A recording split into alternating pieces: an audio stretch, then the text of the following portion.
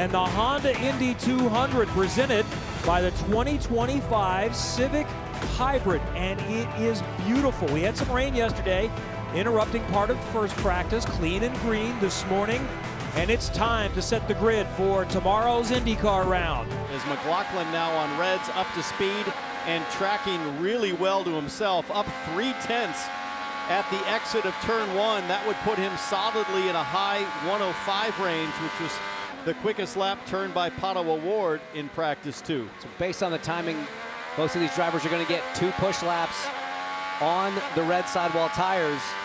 And let's ride on board and see what it feels like down into turn 4 and through one of that most iconic sections here in IndyCar racing. Just in front of him, Alex Palou trips the line and goes P1 at a 105.4. Can McLaughlin respond? No. Palou with a flyer, but McLaughlin should be able to transfer with that time. Right now in the bubble is Christian Rasmussen, and he gets bumped along with Malukas. Rossi now on the bubble. And look, this track totally repaved for this year. Lap time's going to be fast, but also every lap that happens, that's that little bit more of Firestone rubber going down, and the track evolution is quite big. A 105.4, that's half a second almost faster than what we saw Pato O'Ward do on the red tires this morning as David Malukas slots into P2. Kyle Kirkwood bumps his way in. 16 seconds to go, many more cars to cross the line. A lot of green below the bump line too, with Rosenquist and Rahal now with a shot. And those are the 2 quickest cars that we've seen in practice that are outside the top 6 right now as we ride the 5th third bank on board for Graham Rahal. Oh, it's close. You see 13 thousandths to the good. Now 7 thousandths. Couple corners left for Graham Rahal. Hometown hero looking to transfer into round 2. Started on the front row last year. Is he going to have a chance to start up front this year? We're going to find out any second. Rahal.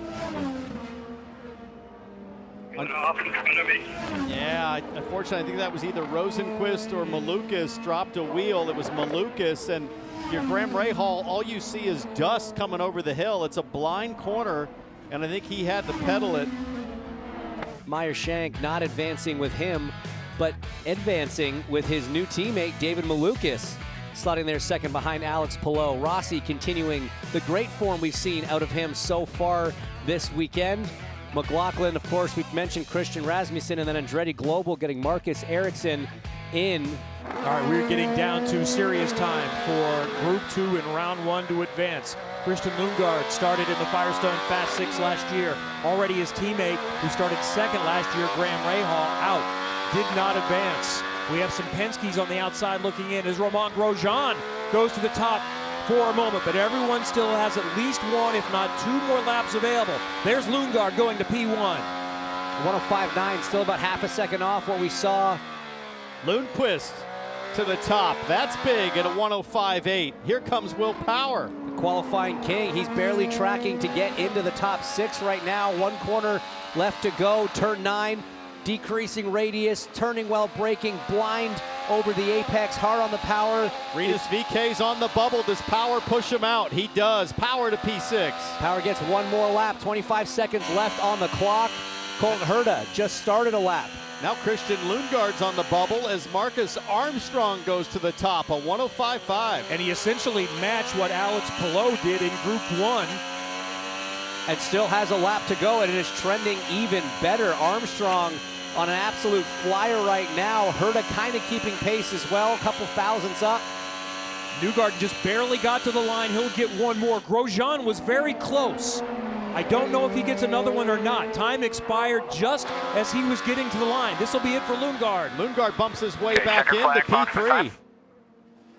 Transfer time in Group 1 was a 105.8. Sorry, a 105.6. So Pato O'Ward, who was fastest in practice this morning, now sits on the bubble. Scott Dixon goes across the line. He bumps Pato O'Ward. But he is in a dangerous position. Dixon is on the bubble right now. O'Ward has a chance to bump his way back in. O'Ward's coming up right here across the line. It's going to be close. Oh! Dixon out, O'Ward in. The driver who's won this race 6 times, Scott Dixon, will start beyond mid-pack. And Joseph Newgarden also is on the outside. 1 corner to go. He needs a miracle. 10th and a half in 1 corner is awfully tough to do. T-Bell, you see the deployment go. It is not enough. Dixon, Power, Newgarden, all out of Q1.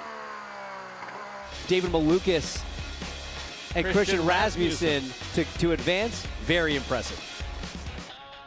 Here's who moves forward. So Ganassi is strong. They were fastest in both of the groups. Colton Herta continues his impressive work. Grosjean advances, and also big for Linus Lundqvist to get through.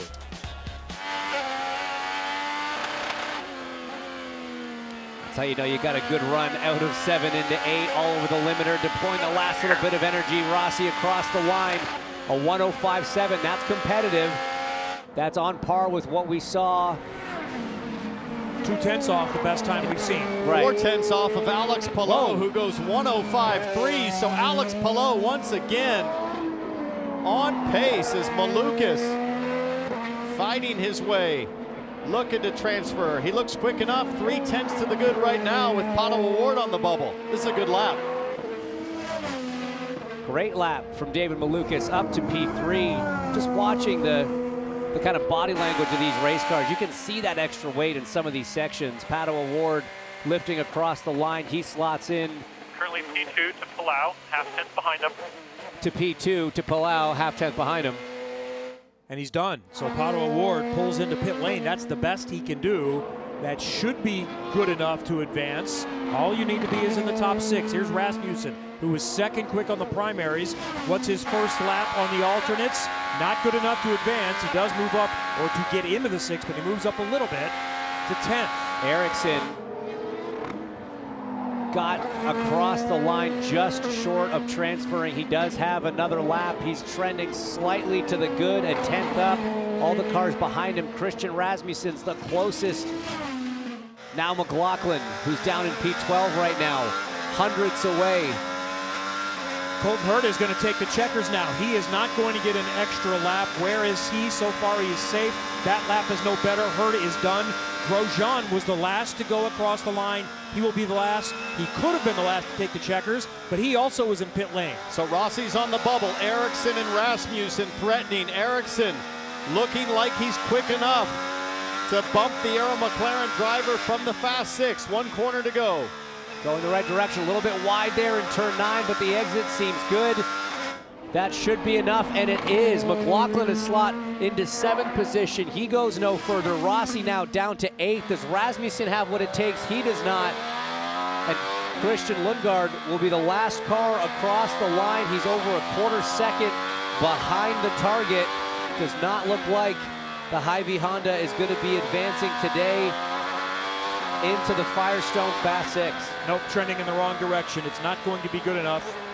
So let's see what we have in the Firestone Fast 6 to determine and set the front 3 rows. 3 of these 6 have never won an IndyCar pole, and that includes Indianapolis 500 winner Marcus Ericsson. No poles in IndyCar. Wow. He started as high up as 2nd before. Marcus Armstrong and David Malukas also have not won a pole. Colton Herta has won the pole here 2 times, including last year, and Ericsson is going to sit to start. 500's almost a 10th of the good as he uses that deployment. You see up the front straightaway. Recharges, he hits 0 throttle going into turn 1 and through it. Now watch it really climb as he's on the brakes into the keyhole. Up to 80, 95% now. It'll be a full pull. He'll drain the pack right here out of turn 2. About 3 seconds, 2.5 seconds, dumps all of that hybrid power to push him downhill. Top speed, 181, 182 into turn 4. It'll charge back up as he crests through 5, 6, and on the brakes into 9. He'll use whatever's left of his allotment through the exit of turn 9 on the run down to the alt-start finish line. Trending nicely, 10th and a half to the good, now 2, looking strong for Palou. What does Palou have? To the line. Provisional pole to the top, but Pato O'Ward is still on it. He has not won a pole in 2 years, and it was here. He is right there, dead even with Alex Palou through turn 4. Claws a little bit back into 5, little bit of understeer, a little too much understeer over the hill. Now you got to hustle. Ericsson is done. Herta is done. Malukas is crossing the line. Can Pato get it done? Ward coming. It's going to be close. Palou or Ward for the pole to the line. By 3 thousandths of a second. P2. Good job, dude. .002. Award misses out. Palou goes back-to-back for the pole, and he will lead the field on Sunday at Mid-Ohio. Incredible lap. You see how excited he is.